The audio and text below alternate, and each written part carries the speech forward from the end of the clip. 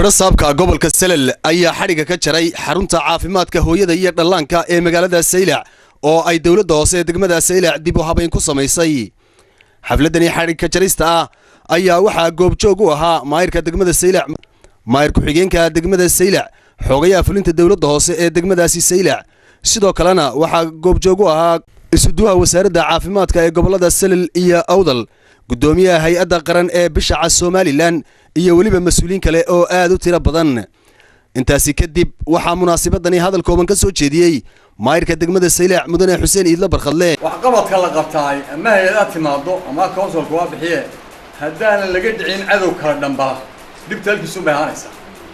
marka waxaan uga jeedaa waa la wala ilaalsanaya weeyaan wixii aan qabanay meel la dhigo nooc dooni baa qaadeen.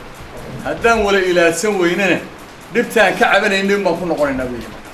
dadweynaha soo saama marka qaybaha aan ku leenahay dadweynaha Saylac hadaan nahay waa inaan u sarak canaaw ilaa astarka markay dawladda hoose dhexdeysay MCH kan ilaa waxa dareemay oo nagu soo darmay gabdho diaspora 4000. waxa isna goobtaasi ka hadlay isuduwaha wasaaradda caafimaadka ee gobolada Salal iyo Awdal, Dr. Cabdiraxmaan Jaamac Hadi. inta waxa dheeraad ah isbitaalkii degmada Xariirad runtii bisha cas dadaal xaggooga ka yimiday wuu furmi doonaa.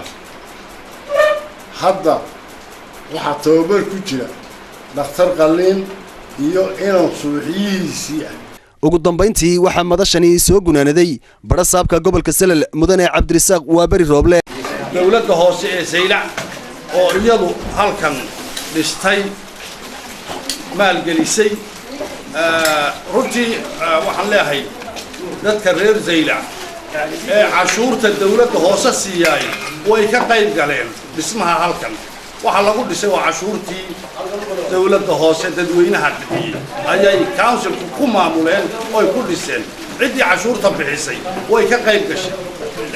waxaan leenahay ha siyaadiyaan oo ha bixiyaan waxa lagu qabtay wax ka qurux badan baa la qaban doonaa. waa Maxamed Cawaale Daahir, telefishinka caalamiga ee Hon Cable, magaalada Saylac.